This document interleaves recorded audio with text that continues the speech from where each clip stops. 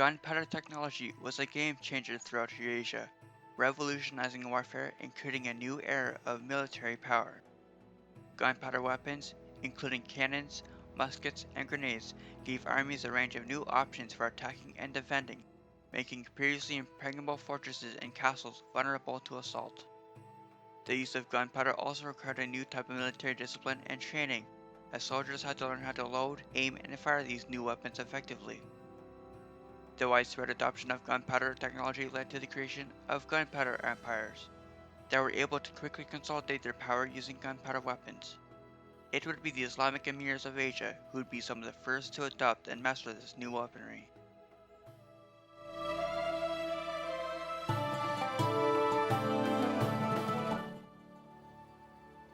The Ottoman Empire is one of the most powerful and influential empires in history, and their military powers, powered by the gunpowder weaponry, played a key role in their success.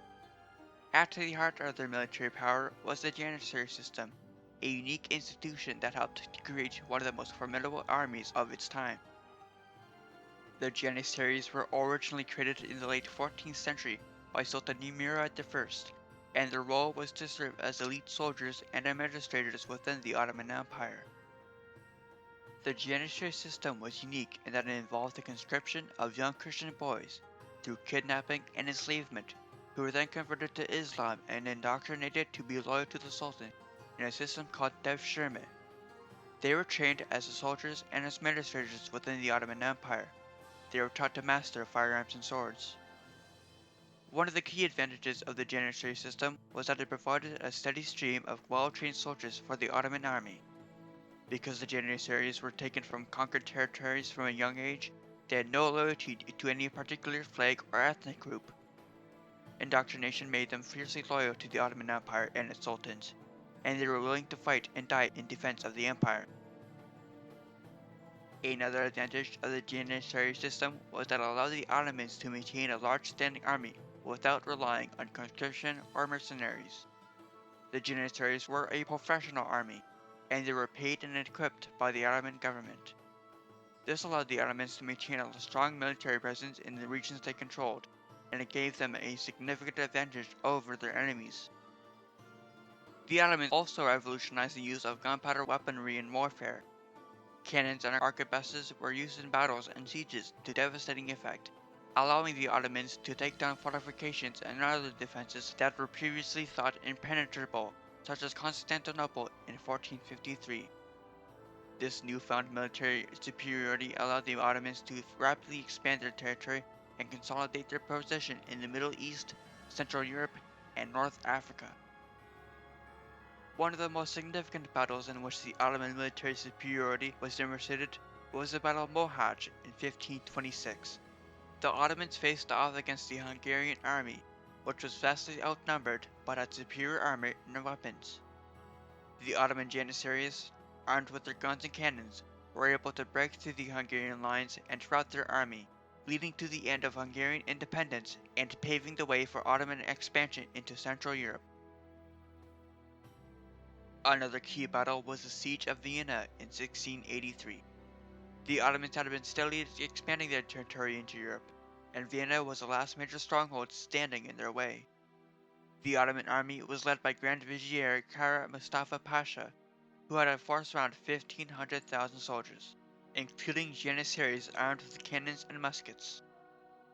The city was defended by around 16,000 soldiers, but they were able to hold out against the Ottoman siege for 2 months until a relief force arrived and forced the Ottomans to retreat.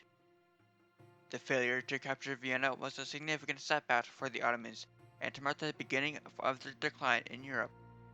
Despite this setback, the Ottoman Empire remained a dominant force in the Middle East and North Africa well into the 18th century. Their unparalleled military allowed for a stable empire, leading to the development of Ottoman literature, music, and art. The Ottomans were known for their patronage of the arts, with sultans commissioning works of art and supporting artists and musicians. One of the most significant cultural achievements of the Ottoman Empire was the development of Ottoman Turkish literature.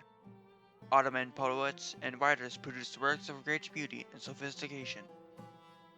Despite their military successes and cultural achievements, the Ottomans began to decline in the 18th century. The Janissary system eventually controlled the Ottoman sultans more than the sultans controlled them. The Ottomans were unable to keep pace with the military and technological advances of their European rivals. These factors led to the Ottomans being nicknamed the Sick Man of Europe by the 19th century.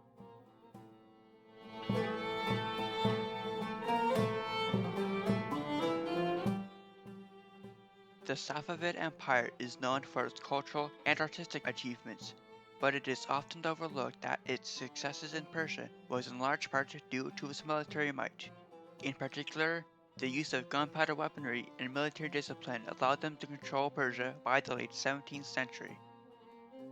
The Safavid Empire was put to the test at the Battle of Chaldiran in 1514, where they faced the Ottoman Empire to their west. The Ottomans had the advantage of superior technology and tactics. The Safavids, on the other hand, relied heavily on cavalry, which was ill-equipped to deal with Ottoman artillery and firearms. The Safavid army suffered a devastating defeat at Chaldiran, which highlighted the need for reforms in the military.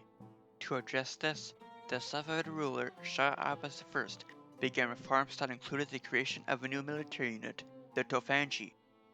The Tofangi were skilled musketeers, becoming an important part of the Safavid army.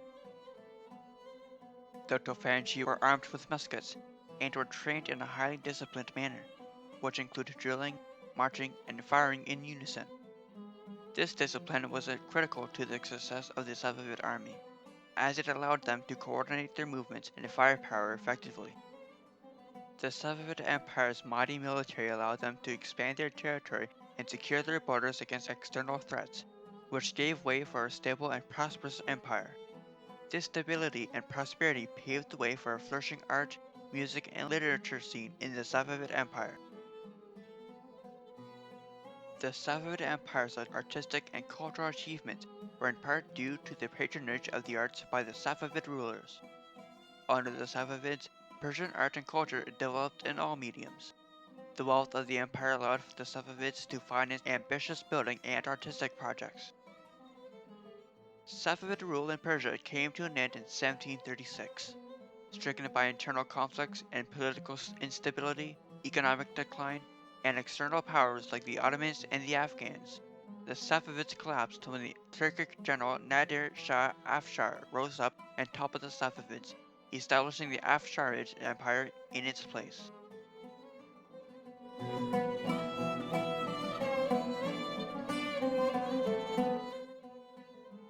The Mughal Empire was one of the most powerful and influential empires in Indian history.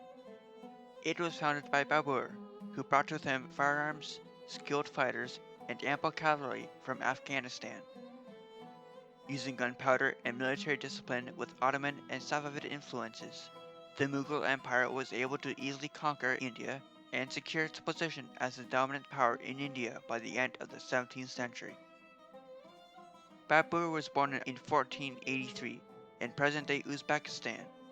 He was a descendant of Timur on his father's side and Chinggis Khan on his mother's side. Babur's first military conquest in India started in 1526, when he defeated the Sultan of Delhi, Ibrahim Lodi, at the Battle of Panipat.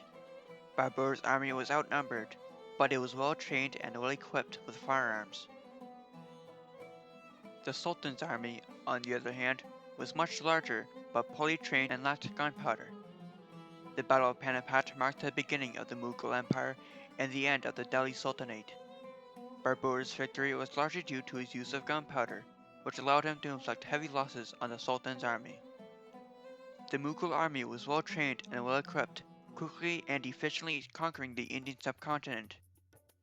The Mughal army brought cannons and muskets to India, which the elephants and archers of the opposing Rajputs were unable to match. The Mughals oversaw the flourishing of an Islamic, artistic, musical, and literary scene that utilized the influences of the local Hindu majority.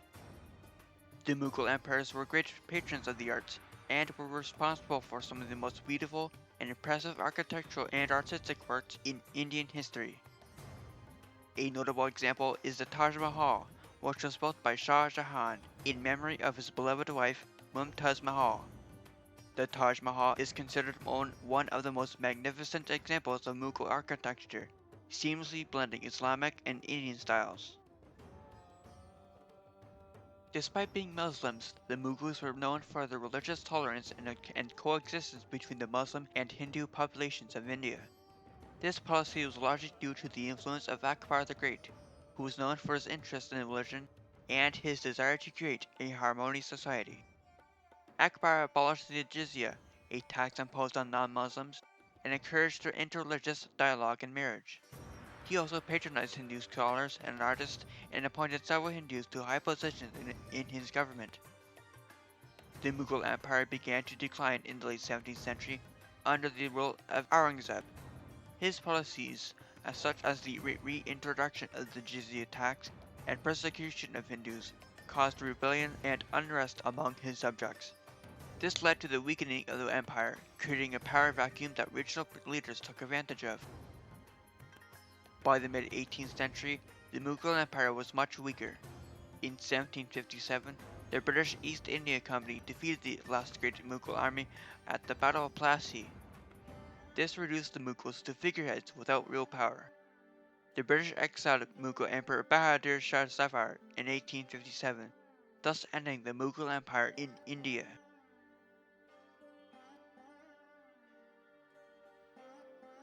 The Gunpowder Empires played a significant role in the history of the Middle East and South Asia. They used gunpowder to rapidly expand their territories and control their people. Although they had similar policies and beliefs, they each had their own culture, religion, and politics. They spurred the development of new art and architectural styles, new cuisine and practices, and united their territory under a single centralized authority, when normally the regions would be fractured and divided. The Gunpowder Empires shaped the history and the culture of the Middle East and South Asia. Their use of gunpowder, centralized power structures, and unique cultural identities had a significant impact that can still be seen today.